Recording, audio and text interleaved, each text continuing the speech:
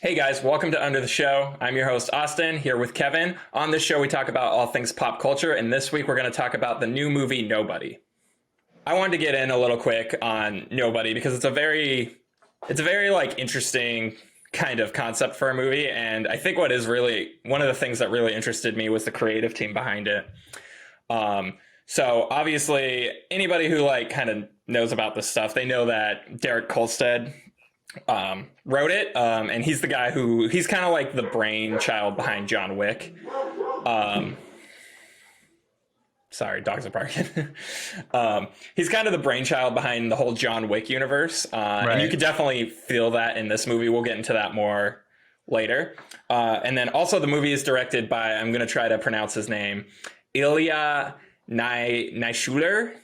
He's a Russian filmmaker, and anybody who's not familiar with him, he directed a very interesting movie called Hardcore Henry, which, if you guys don't remember that was like the first kind of big action movie that was all shot in the first person. Um, I've seen Hardcore Henry, and it's weird, and it's not as bad as I think some people think it is. It definitely has some standout moments. But it was a weird movie, and it's very interesting that he's kind of back in the fold directing an action movie because he hasn't really made anything other than shorts since Hardcore Henry. Yeah. And we'll get into a little bit more how he did with this movie. But yeah, I just wanted to take it. I wanted to throw it over to Kevin and just talk about what we really like, what we thought was special about the movie.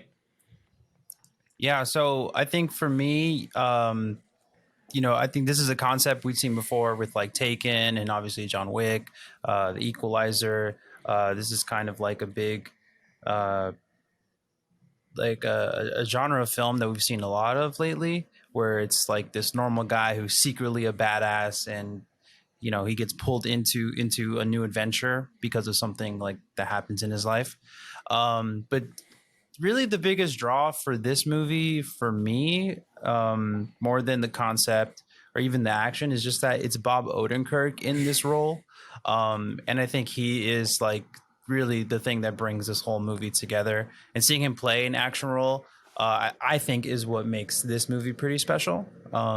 His character, uh, I mean, one, beyond even his character, just Bob Odenkirk, his acting, just like he totally sells it. Like almost everything he does, it's hard to find something that's like bad that he hasn't like totally committed to. But his character was pretty compelling, and he's this middle-aged man stuck in suburbia. He's full of rage and is like secretly a human weapon. It's very 90s, but it's a fun time. Like I think I enjoyed it. What about you? Yeah, back to Odenkirk. Yeah, it was perfect casting. I can't think of a better person because like you kind of were talking about like Taken and stuff. It's like, well, Liam Neeson can pretend he's a suburban guy all he's want, but he's like 6'5" giant Yeah, man he's a who looks massive like he guy. could, yeah, he looks like a guy who could beat you up. Same thing. I know in John Wick they don't try to play it off like he's some like normal guy, but like Keanu Reeves just like kind of oozes kind of manly persona. And like even like those old Arnold Schwarzenegger movies like Commando, where like you said, like, oh, he's got a family now. Oh, but he gets pulled back in. I love the Odenkirk choice because it's like you said, it's such a familiar premise. Like we've seen this premise a million times, um, but we haven't seen it with like such an unassuming actor because Odenkirk was a comedian at first. Then he was able to like show off his dramatic chops in Breaking Bad and Better Call Saul. But even then, he was more of like a comedic. At least in Breaking Bad, he was more of like a comedic. I can't think of the term, but he was just Yeah, there he for was the comedy, comedic relief. Yeah, comedic relief. Yeah, he's the comedic relief. Obviously, I've seen a couple seasons of Better Call Saul. I haven't finished the whole show, but he definitely like shows off some really good dramatic chops in that show. So like it wasn't a surprise to me that he killed it, but yeah, I thought the casting was inspired and perfect because yeah, if you just made this movie and you threw like who's somebody like if you threw like a Keanu Reeves, it's just John Wick, or you throw a Liam Neeson, it's like hard to buy, or you throw like Jason Statham, he's like, oh yeah, I used to be an auditor and I would take care of special assignments. It's like, oh well, yeah, obviously you did, but it's great because like Bob Odenkirk has that very unique voice. Like he doesn't ooze cool. He's got like that's what I was gonna say too. Like, yeah, he's got like, he doesn't have like great hair. Like he's just like the most unassuming guy ever for an action movie. And one thing that I will say, and then I'll throw it back to you, I loved how they transitioned his character from like being retired to being an action hero, because in that first fight scene in the bus, like the first real fight scene in the bus, he's just kind of like, he's not like destroying these guys Keanu style with like no effort. It's like, oh, you can see him like working off the rust in the fight. He's like, he's getting his ass kicked a bit. So I liked how it started there, but then by the end, it's like, because at first I was like, well, like this guy's supposed to be John Wick, but he doesn't seem like that great of a fighter. But then you like see it as the movie goes on. You're like, oh no, yeah, this guy could go toe to toe. Maybe not toe to toe with John Wick, but like he can exist in that universe, which I wouldn't be surprised if eventually we see like a little crossover, but we'll get into that later. But yeah, I'll throw it over to you, Kevin. I'm gonna have to agree with you. I think Bob Odenkirk, like you said, it was a casting choice, but it was more than that. Like this is very, very deliberate on his end because he's also a producer on this movie. So, he had some time to really give his input and be there in the full process of this movie, in the creation of it. And I think this is like a really good step in his career. Like this is going to start to give him that the mainstream appeal that I think his career is kind of missing. He's killed it in TV. Like you're talking about Breaking Bad and Better Call Saul. And even before that, he had that show with the bald comedian, I forgot. Mr. Show. Yeah, there we go. Yeah. Mr. Show. But he's been killing it on TV. And now he's transitioning into like more bigger mainstream movies, and this is like the perfect choice and the perfect way in for that. Now, as far as like the actual movie, there are a lot of things that I think are good and really special, and I think overall this movie is real tight. But there's also just like a few things that just like kind of kill it for me. But I think but let me talk about what I think kind of makes it really special. So I really like the family aspect of this movie, like among the rest of the things that we've described, just beyond the main character. I think that's what makes this unique versus another like John Wick or Taken. It's the fact that like his family kind of gets involved. You get his dad, who's also secretly a badass. He has a brother who's also a badass. Like even the son, like at the beginning of the movie, like he attacks people robbing their home, and he's not necessarily at their level, but you see that there's like there's like a through line. It's almost like the Shaft movies, right? Like I think I watched the more recent one, and it's very similar, where it's like the dad gets involved and then the son gets involved, and they become like this action team of this family. And I think this has like the possibility to become that, or just still be, or I mean it was that, but or just be like this interesting family centric John Wick kind of thing. He's protecting his family. That was the main point of the story. And I thought it was cool. And shout out to Christopher Lloyd, who's freaking awesome in the movie. Like, who knew that he still had like this much juice left? Because God, how old is he now? He's got to be like, I think he's like his late 70s. Yeah. So, and like I love that kind of like I love that subversion of expectations, because it's like you think he's just the dad, he's just laying there, like, oh, they just threw in the Back to the Future guy for a cameo. And then it starts becoming apparent. You're like, oh, this guy was like FBI. Oh, what was he doing? Oh, is he going to have some kind of role? And then he like busts out a shotgun and starts like murdering people. I'm like, oh, okay. Like you guys took like, it was a much more interesting turn for the character than having him just being his dad. Yeah. And like he has like a big role in the end too. in the big final action set piece. So I like that it wasn't just, and like the whole like one guy versus 100 gangsters is awesome in a lot of contexts, but at the same time, like we've seen so much of that lately in like John Wick. So the fact that this movie's so similar to John Wick in so many ways, which we'll get into more, I like that they kind of did throw some things in to kind of spice it up. It's like, okay, well, Bob Odenkirk doesn't need to beat an entire army of Russian gangsters by himself. Like, he actually does get a little bit of help. So I like that aspect of it. Yeah, me too. But yeah, another positive I wanted to talk about. So I'm probably one of 10 people who will watch this movie who recognize the actor who played the Russian mobster. Like the main bad guy in the movie, and his name is Alexei. I'm gonna try to not butcher this. Alexei Serebryakov. And this is gonna sound so pretentious, but he was in a great Russian movie called Leviathan. And I thought he was awesome. I loved his, like, he's such a weird villain, and I wish they would have given him a little bit more backstory. Maybe give him a little bit more screen time, but him is like, his performance I really enjoyed, like, just from like an acting standpoint. I do think they probably could have done a little bit more with him, made his motivations a little bit better. Yeah. But we'll get into that in the negatives. But yeah, I really liked his performance. And most of the performances overall, I didn't notice any standout bad performances, which is good. But it's Odenkirk's movie for sure. Like, he steals the show, which is great because a lot of times in these movies, like, side characters steal the show, but it's always good when the lead character steals the show because, yeah, he's in almost every scene. And yeah, he's just awesome. Like you said, I hope this opens up a lot more doors for him, and I think it will. I wouldn't be surprised if this is a franchise, like we kind of mentioned, like a possible John Wick crossover. I don't know how that would work, but yeah, I could see franchise potential here.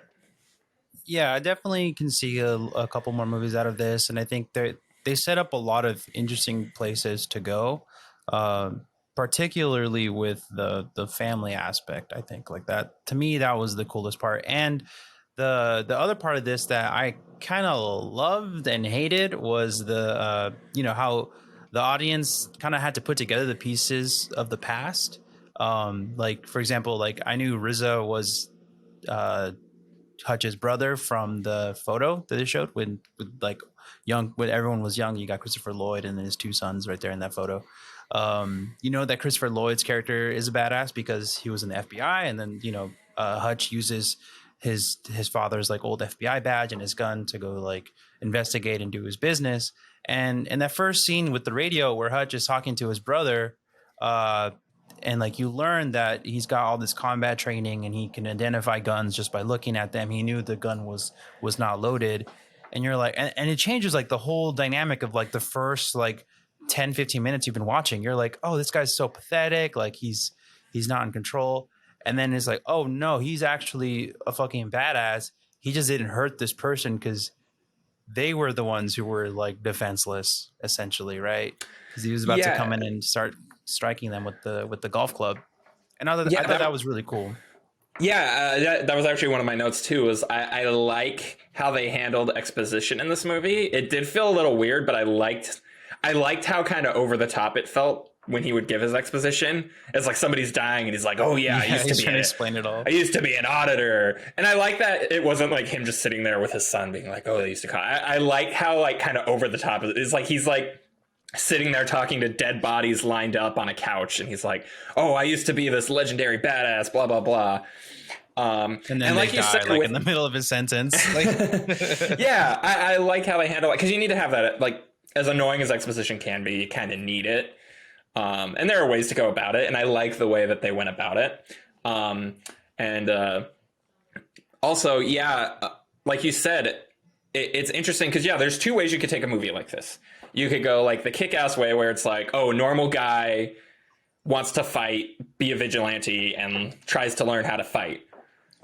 I like that they didn't go that way because this script could have so easily just gone this way where Yeah. he was just a normal guy. He had all this pent up aggression, and all of a sudden he gets in a fight with these gangsters on a bus, and he somehow like survives by the skin of his teeth.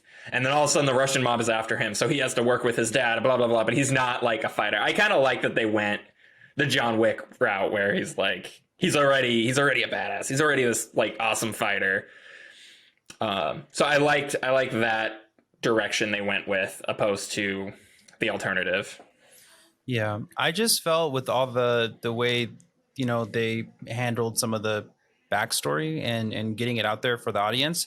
I just felt like it came at the expense of of knowing who some of the characters really are. Like, you know, I think the two characters who got the most development were Hutch and his father, Christopher Lloyd's character. But beyond that, everyone else, I didn't really know who they were. I didn't know what their deal was. You know, like RZA shows up at some point. I'm like, oh, I guess that's John Odenkirk. That's his brother. That's Bob Odenkirk's brother. The wife, don't really know anything about her. Even the bad guy, I know he works for the Russian mob, like running holding all their money and making sure like it's safe. But ultimately I was like, he likes singing. Like that's all I knew. And to me, that was like a big weakness of the movie. Just that I just didn't care for anyone else except Hutch, Bob Odenkirk's character. Yeah, and so we're gonna go into negatives now. And yeah, I think side characters definitely don't develop enough. Like his family, there is some good stuff with his wife, like some good drama there where he's like, oh, I miss you, and like, oh, she starts like taking the pillows away, like little touches like that I thought were well done. But like his relationship with his kids gets kind of thrown to the side. His relationship with like his in-laws is kind of weird. Oh yeah, the way that's all kind of wrapped up is a little... I do appreciate seeing Michael Ironside. You know, wherever we can get him, great. Michael Ironside is awesome, and he only seems to pop up in small roles, but he's always memorable. But it was, a lot of the side characters kind of get thrown to the side. The villain isn't developed enough, and here is like my biggest, I don't know if it's an issue, but like my biggest like kind of like side eye moment with the movie is all the motivations are so weak. So like, his like, I don't understand why everybody's giving him so much crap for not beating that person with a golf club, because everybody was safe in his family. I'm like, well, everybody is safe. And it's like, why couldn't he just told everybody like, oh, there wasn't any bullets in the gun, I saw it. I just wanted to make sure, like, I didn't want anybody to get hurt. Because it almost would have been more interesting if he did take a swing with a golf club, and then when he goes later in the movie and he goes back and they have like a kid, it's a more interesting moment. I just, so his whole motivation, that was kind of weak to me. I feel like if somebody broke into my house and everybody ended up being okay, it might be a thing, but I don't think it would be like this big deal. Also, the whole scene where he first like starts fighting people on the bus, like, I almost felt like it was kind of unwarranted, because at the same, like, those guys were being weird with the girl, but they hadn't touched her or anything. Like, they were just kind of being douchebags, which isn't okay. I'm not saying that's okay. But like, and I know it had like a feeling of something escalating, but I'm like, well, did all those guys deserve to like get violently like murdered for just kind of being douchebags? I don't know. Maybe some people would feel that way. I feel like you could have taken it further with them. Like the second that they could have just laid a hand on her. The second they laid a hand on her, then they're crossing the line. And that's when he can fight. But when they sit next to her and like, they weren't even like looking at her, like they're all standing there talking to each other, just kind of making her uncomfortable. And he's like, I'm going to murder all of you. It was a little weird. That was kind of like, he didn't murder them. They made a point in the movie to be like, I didn't kill your brother. Like, he's in a hospital. Last time I checked, still breathing. Like, he didn't murder them, but he did just like beat the fuck out of them. You know, he beat them to the brink of death. Yeah, and I don't think it was as much really to protect that girl as much as it was him just being like, dude, I need to just fucking beat That's somebody true. up. That's true.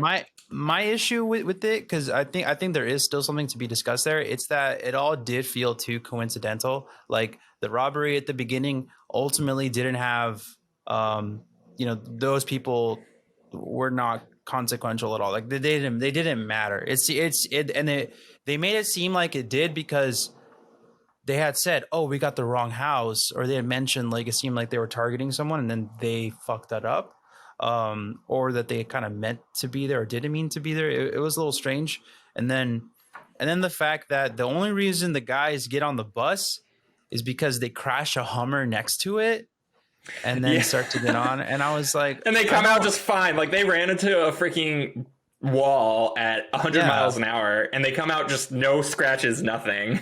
They come out super horny, and they're just like, "Yeah, we're gonna Yeah. fuck with this one chick who's on the bus alone."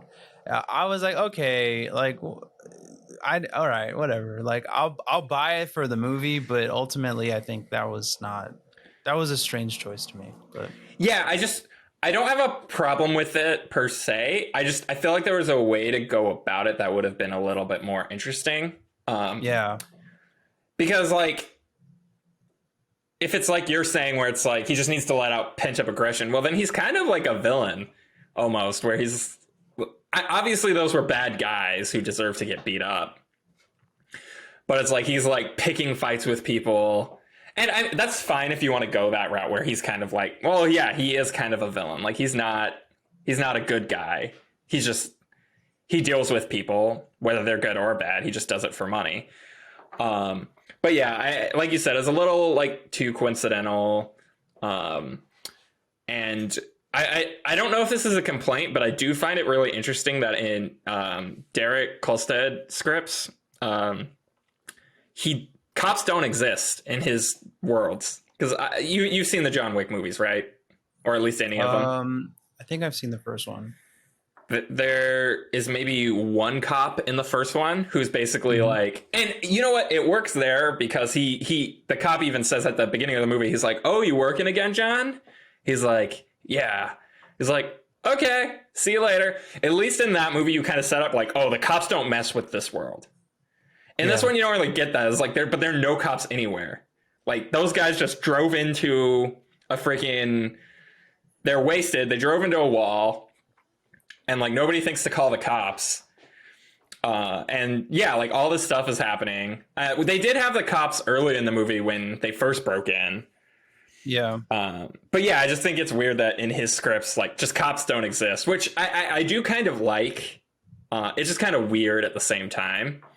It's like a weird stylistic choice. So yeah, I don't know if it's necessarily a complaint, but I do think it's notable. Did you know that you have rights? The Constitution says you do, and so do I. I believe that until proven guilty, every man, woman, and child in this country is innocent. The movie just goes completely off the rails in the final act. Like the whole final scene is so silly. Like it goes from like the movie's a pretty like gritty, straightforward, like kind of not like revengeous, kind of like Death Wish, kind of gritty Russian mobster, like fist to fist combat movie. And then it goes complete like 80s Arnold Schwarzenegger action movie towards the end because well, I would say even less than that. It goes Home Alone. Like it becomes Home Alone in the third act. Yeah, I'll be honest. I don't know if I really liked the whole ending scene because like he goes to his warehouse and then it's Home Alone, and then all of a sudden RZA pops out of nowhere, and the way that they put him into the movie was so weird. Like they didn't set it up properly at all. It felt like they had 2 weeks with him, and they were like, "We'll have his scenes be on the radio, and then he'll come up at the end, and then that's it." Like, I agree with you. It was pretty strange. Yeah, and I don't have a problem with him being in the movie, but you didn't set it up at all. And then Christopher Lloyd is just dropping one-liners and like blowing people away with a shotgun, which is cool, but it just tonally was so weird. Like it was such a weird tonal shift for the movie. The Christopher Lloyd stuff I didn't mind because it was just like I was like, oh man, having fun. Like it was funny, but Definitely in the third act, I didn't feel like any of these characters were in any sort of danger. Like there was just a gunfight. But I'm trying to think if there was like a turning point even earlier in the movie, because I feel like there probably was. I just can't remember right now. But definitely in that third act, I was like, none of these characters are gonna die. They're all gonna be fine. We're just watching Bullet Fest, and whatever. It is what it is. Yeah, and what I will say is like, yeah, they don't set up the third. So I know I'm comparing it to John Wick a lot, but John Wick is a masterful way to tell this kind of like low budget B movie action movie. It's like a perfect script for that kind of movie. So like in John Wick, you get the ramp up. In the second act, you get the nightclub scene that's freaking awesome, and Keanu is like burning down the guy's money, and he's like, yo, we're done, like don't mess with me and you won't die. And the way that you kind of get the motivation for the third act for him to like finish things off is that they kill Willem Dafoe, and that basically is what sets him up to have the motivation for the final act. Whereas this movie, it literally feels like he wants to just kill this guy because he's having fun doing it. And I don't know, I don't hate it, but I don't know if that motivation... Obviously, they're coming after him, and they went after his family, and he does make that clear. He's like, oh, you don't go after my family. Or like, you don't come to my house. By the way, we didn't mention that whole scene where they come to his house, and he's like, close combat fighting. That was awesome. Yeah, that whole scene was great. I just want to talk about that real quick. I think overall the action in this movie was really solid, and one thing that was really cool is that like Bob Odenkirk trained for 2 years to Did get he really? That's ready awesome. for this role. Yeah, and and I'm like, dude, the training shows, and it paid off so well because he totally sells it. It feels so good, like beginning to end on all the action stuff. No, yeah, I think that's awesome that he trained, and it definitely shows. Like, it doesn't feel choppy. It doesn't. I never felt like I was watching a stuntman. Like, you definitely feel that when you're watching certain action movies, especially if it's like a character with long hair, their hair's just covering their face the whole time, or like they're lit in the shadows so you can't see them. I never got that from this. Like, you can tell that he was really committed to. He was really committed to doing a lot of his own stunts and a lot of the action. So this is probably like my last big negative. I hated the score. I hated the music for this movie. I thought I wasn't crazy about it. Yeah, I thought all the original stuff sounded like I was watching like a TV movie. Like the rock, like I'm sorry, like the like rock music in action movies just doesn't really work anymore.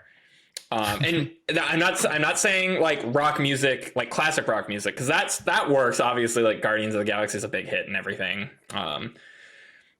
It's not that classic rock music is like original kind of rock music that's like na na na na. It's like it didn't work for me. Yeah. And I will also say some of the songs that they picked, I didn't love either. Like, and that's probably just personal preference. I don't think Pat Benatar's Heartbreaker really gets me fired up to watch a car chase, because the car chase was awesome, but honestly, the song kind of took me out of it. And that might just be me because I just don't really like Pat Benatar's music. I kind of agree with you, but and it makes me wonder like who this movie is kind of for and who it's appealing to, or it's about this family man becomes a badass and here's all these like classic rock songs, and it's like it's definitely for dads. Yeah, this movie is definitely it's a dad movie. Like if you got a room full of dads watching this, like a bunch of suburban dads who like maybe you're like ex-military and they work at a bank now or something, like they would probably be like pumping their fists, be like, Heartbreaker! Like, okay. Yeah. I mean, if you want to make a movie for dads, that's totally fine, because the dads deserve their movies too. And they can't all just be like Robert De Niro, like crap. Like, dads deserve their cheesy action movies. But yeah, I just, the score, I either don't want to even think about the score, or I don't want to like notice the score as being annoying. And yeah, it personally stuck out to me. Like, the score wasn't very good. And like I said, that might just be personal preference, but yeah, like I remember specifically, I can't remember the specific melody, but I remember in the last act, and I think that kind of hurt it for me too, was the score was just really lame. It was like that like old twangy like kind of do do do, and obviously like if you put that kind of like twangy guitar in a Western movie, it works, but it just felt, I don't know, it just added to just how silly that whole last scene was. And also, shout out to him somehow setting off a claymore and having a piece of glass protecting him from that and not dying horribly. Which I'm fine with. I'm fine with, like, I've seen every Arnold Schwarzenegger 80s action movie.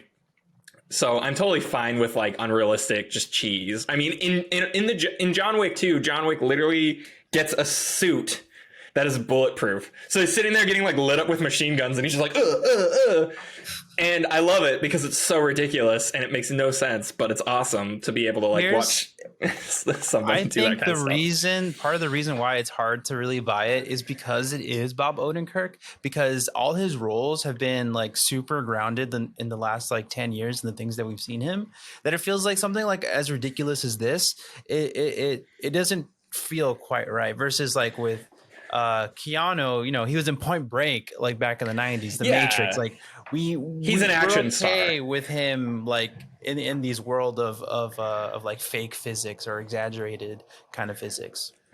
Well, yeah, and even Odenkirk's comedic style isn't over the top. He's very sarcastic, very like he's not the kind of guy that's doing over the top like poop and fart gags. It's like he's very sarcastic, very like subtle.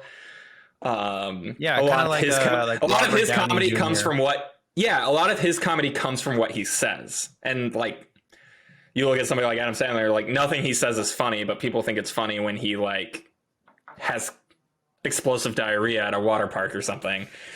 So yeah, that's another thing is like, yeah, Odenkirk, like not only is he a very grounded actor, like his comedic style and his comedy is very grounded too. And that's not his fault. And it's just it is a little hard to buy him as an action star, even after watching the movie. But I thought he was awesome, and he did all the great stunts. But it gets a little too. That's the biggest thing for me. It just gets too silly, and silly's great, but you I don't mind silly. I just think you got to ease us into it if we're gonna get that ridiculous. Because I think the action up until then was really, really good. There's a way to do silly. Without going too over the top, and I think they went a little too over the top at the end. I'm gonna fuck you up. I feel like they made Hutch a little too pathetic. Like he takes the bus everywhere for most of the movie until like he decides he's gonna just go full badass.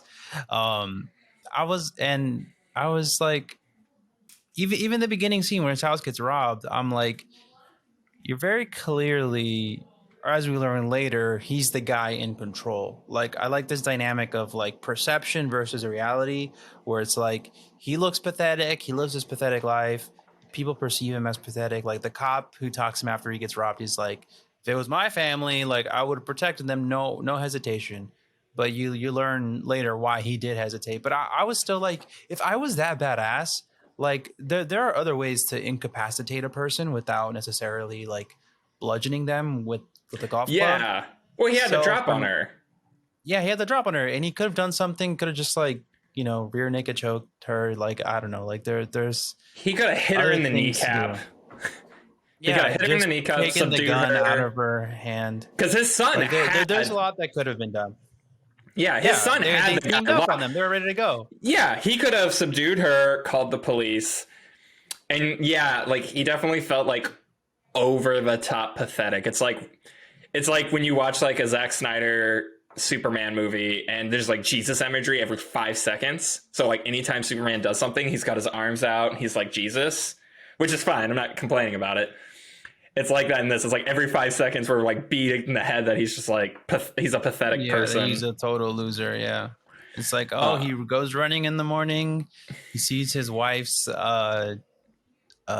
billboard or her advertisement and does his exercise there, and I'm just like, okay, this is some weird like cut shit kind of lucky. But I was like, all right, like whatever. Bob Odenkirk. I thought they were gonna do more with Connie Nielsen because she's she's in Wonder Woman and Gladiator. Like she's got some. Well, she doesn't have any action in Gladiator, but she does plenty of action in Wonder Woman. I was she's like, a good actress. well, and then he even makes a comment. He's like, "Oh, it's been a long time since we've done this." It made it seem like she had a role in his operation, Yeah. or she was at least privy to it. But then that doesn't really come through later in the movie, like his wife's relationship with his prior life. I know we're like dogging on the movie a lot, but I think we both really liked it. And I have one more issue. It's not a huge one. I just think, I know we've talked about I've talked about John Wick ad nauseum, but there's certain things about the movie that are just too similar. Did they have to be Russian mobsters? You couldn't have like Italian. It's like you had to pick Russian. Like Russian mobsters are the villains in the first John Wick, and it's the same exact thing. John Wick didn't kill the son at first in the first movie. He kills him later, but it was like John Wick has beef with the Russian mobster's son. Russian mobster sends his entire operation to kill John Wick, and it's like the same thing. It's like, oh, Bob Odenkirk has issue. And it's completely random in both movies, where John Wick like randomly runs into the Russian mobster son. Bob Odenkirk randomly runs into, or Hutch Mansell randomly runs into Russian gangster's brother. He messes up Russian gangster. All of a sudden, characters have beef with Russian gangster. They go and burn all his money. Like a lot of the story beats are like shockingly similar. So I feel like little things, like you don't need him go burn all the cash because he does that exact same thing in John Wick. You don't need it to be Russian gangsters. You don't need it to be the brother of a Russian mobster or the son of a Russian mobster. I just felt like there were little things they could have done that could have easily differentiated it from John Wick instead of making it feel like John Wick in suburbia with Bob Odenkirk. And it didn't ruin the movie for me. But it did feel lazy, especially since it's the same writer. Especially since it's the same writer, it just made it feel really lazy to me in some ways. But I don't know if that'll be like too much of a problem for everybody else. But I definitely do think it could have been the script could have touched up a little bit, maybe changed some things here and there just to differentiate it a little bit more. Yeah, I feel like if you know anything about the production of this movie, it is like hard not to want to compare it to John Wick because it has the same writer and a lot of the same kind of beats to it. I'm not like the biggest John Wick fan. Like not that I don't like it, I just haven't watched all of them, and I watched the first one. I thought it was fine. So to me, and I watched it a long time ago too. So like to me, I don't make those comparisons like right away. And so it didn't bother me that it was similar, but I understand like that feeling of you know, I do think just the villains could have been better. Whether or not it was Russian or some other like kind of mob, it doesn't make that much of a difference to me because I mean, the Joker does the same thing. Like he fucking burns the mob's money. So I'm like, okay, yeah. I get it. That's just in the iconography of like pop culture is like someone who burns money is a badass because they're like, yeah, everyone in the world wants money. I have it right here in front of me. I'm gonna burn it because my purpose is higher. It's not about money. It's about sending a message. I do love the touch of Bob Odenkirk just walking around with the Van Gogh painting. Oh yeah, what was that about? I thought that was gonna pay off at some point, but it never did. It didn't pay off. I think he just wanted it. I think it was like his little trophy because I don't think he needed money to sell it or anything. I think he legit just wanted the painting as like a little trophy of like what he's done. Yeah, I do like that little touch. I thought it was fun that he was just like, oh, I'm gonna burn millions of dollars of cash and I'm just gonna like throw gold at my stupid stepdad. But the painting is where I draw the line. That's what I want for myself. And I do think it was like a trophy kind of thing. Do you want to talk about the directing? I don't have too much to say about this, but I think you wanted to talk about it. I thought he did a good job. I think for somebody who doesn't really have a lot of experience making this type of like traditional looking movie, I thought he did a decent job. Nothing really that like stands out. And I don't know if this is going to be like a big springboard for him in terms of like getting more gigs.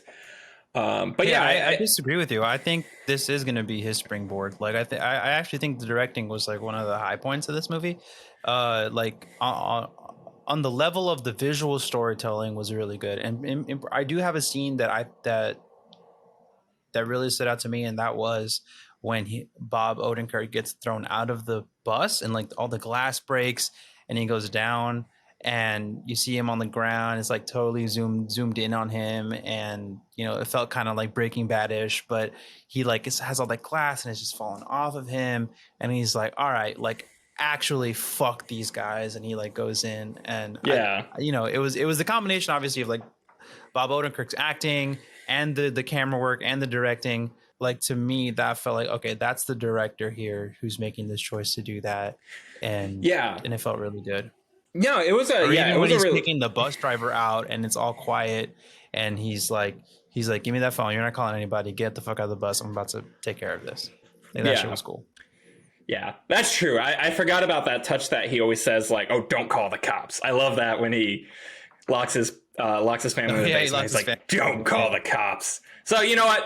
I take it back, Derek Kolstad. You did set that early in the movie that he doesn't want the cops called. I just think it's a little weird that like houses are getting shot up and the neighbors aren't like, you know what? I should call the cops. Yeah, I didn't tell the neighbors.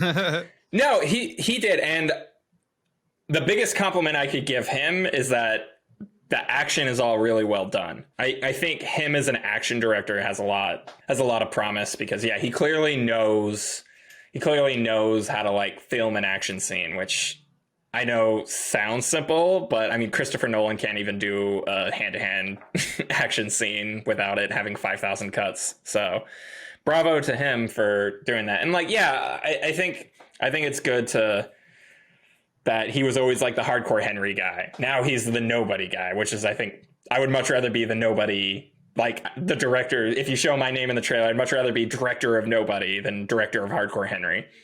And if he's homies with Bob Odenkirk now, Bob Odenkirk, he has a presence in Hollywood. He's trying to build that, and in a way, he is like a rising star to be in like the upper echelon at some point. And I think if they do more stuff together, like all the better. Or even if this director starts having new connections, new people it's going to be able to work with because Bob Odenkirk can introduce him. I think there's a lot of potential in that relationship for more cool shit to kind of happen. I get it all the time. Overall, honestly, I think this movie has good rewatchability. Yeah. I rewatched part of it this morning after watching it last night, and I'm like, oh, okay, I see where these choices are going now that I know what like happens later. And I think once you know what's going on and where it'll take you, I actually think this movie does get better. I do think it needed just a little bit more substance for it to really like be a classic, or even just like a sleeper hit kind of thing. I think this movie after a while will probably be forgotten, but ultimately, when we're looking at the business and the creative people involved, I think this shows really good potential for their careers, and it's not projects will come from this movie. And it's not really like the fault of the movie necessarily, like you said, that it'll kind of get forgotten. It's not really a quality thing. It's just what makes John Wick so popular is it's so easily marketable. It's like, oh, they killed Keanu Reeves' dog, and now he's gonna kill it. Like, just like that, you've got a huge audience that like, because I mean, most people love dogs, and it's like in the movie when the dog dies, there's never any comeuppance. Yeah, that's a really good point. We have a whole movie franchise about a guy killing every gangster in the world because somebody killed his puppy. Yeah. Like, hell yeah. So, and obviously Keanu Reeves is Keanu Reeves. Like, he's just like the most likable person ever. So it's like you want him to succeed. So that's not necessarily nobody's fault that it doesn't really have the marketability of a John Wick. But I do think we're going to see sequels.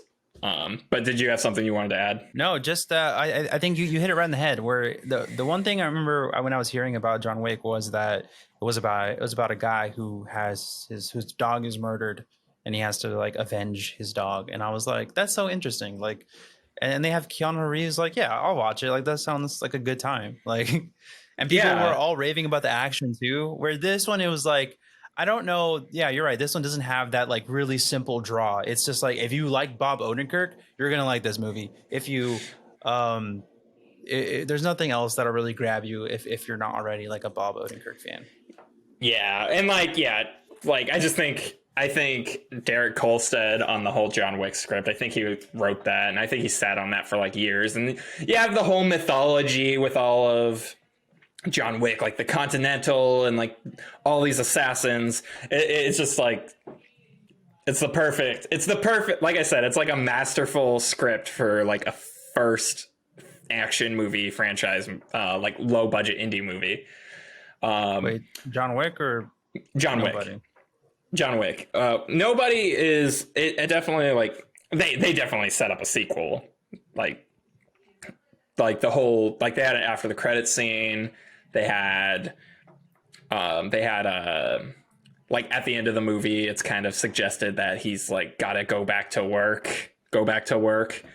So I think they definitely want a sequel, and I'm down because like there's so much you can do. Like now that this whole universe is set up, like I would love to see a bigger budget, like more straightforward action movie with Bob Odenkirk just like killing like hundreds of assassins or whatever.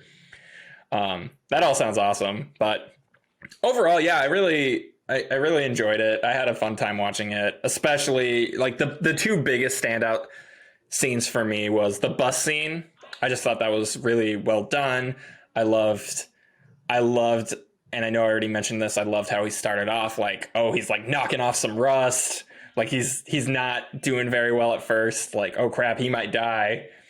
To like by the end of the fight, he's like an unstoppable machine. And I thought the house, when they invaded his house scene, I thought that was awesome. He's like on the freaking wall, like ripping a gun away from a guy. And that scene was awesome. Definitely like worth the price of admission just for Bob Odenkirk's performance, which is amazing. But yeah, I definitely say it's one of the better movies I've seen this year. I know not a lot has came out so far, but definitely worth a watch. Yeah, I think once it hits streaming, I think it'll be good. I didn't like that I had to pay $20 for it, but yeah, but it's I hard think because if you get it for free or it's on an airplane, then I definitely think it's worth watching. Cool. So thanks everybody for watching. This has been our review of Nobody, starring Bob Odenkirk and written by the same guy who did John Wick, whose name I can't remember, Derek Kolstad. Derek Kolstad. Thank you all for watching, and we'll catch you next time. Peace.